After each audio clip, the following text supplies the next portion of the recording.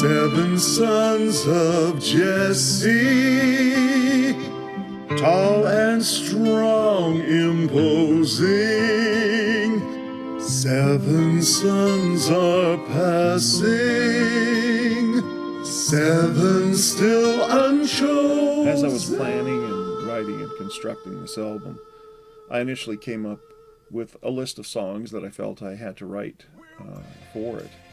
And I got through 12, and it struck me as I was nearing the end that, boy, a lot of these songs seem to point back to David, and it never really struck me quite so hard. I mean, I obviously knew that the Christmas story was connected to David. It's pretty important, but at the same time, I don't think I realized exactly how important it was, how David kind of characterizes the whole context of Christmas.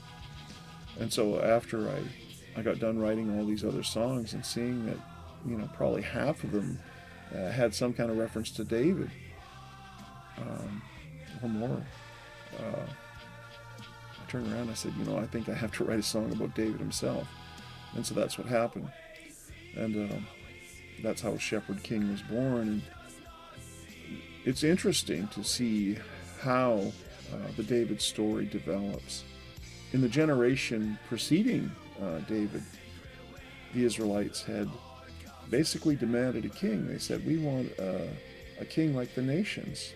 We don't want to be led by judges anymore. And Samuel warned them. That he said, the kings like the nations are going to do such and such, and this is how it's going to be. And they said, no, we want a king like the nations.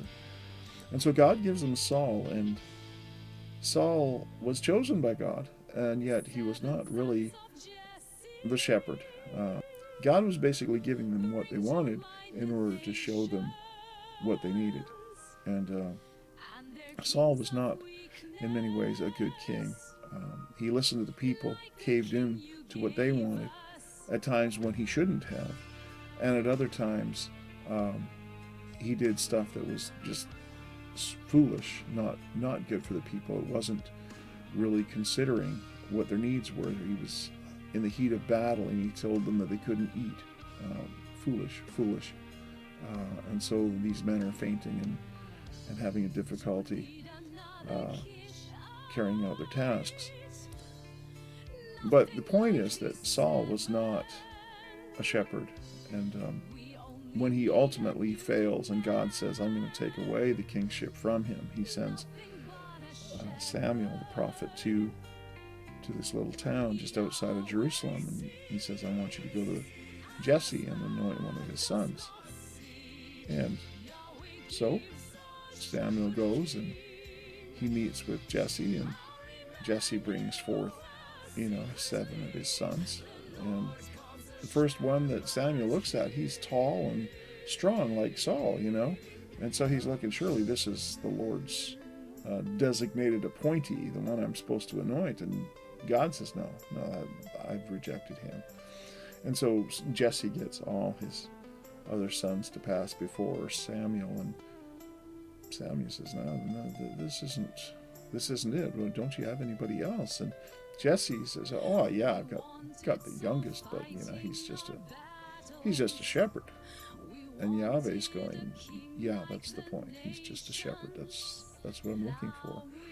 And why a shepherd? Well, David himself, the shepherd,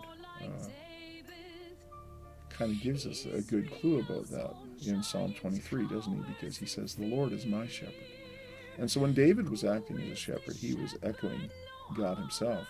And that's what God wanted. He wanted a king who would rule on his behalf and in the manner that he did. And so God has Samuel get David in there, and there he is. He gets anointed. And one of the key things that we see in David, therefore, is he is this shepherd. Well, what does that mean? He feeds the sheep, but he also protects them. He lays down his life for them. When a lion comes and when a bear comes, he doesn't run away. and he doesn't try to wiggle his way out of the situation. He faces it head on, and he lays down his life for his sheep. And God says, that's what I want from my king. I want a king who is a shepherd. I want a king who is like me. And of course, David fails at that, and that's kind of the whole point of Christmas, isn't it?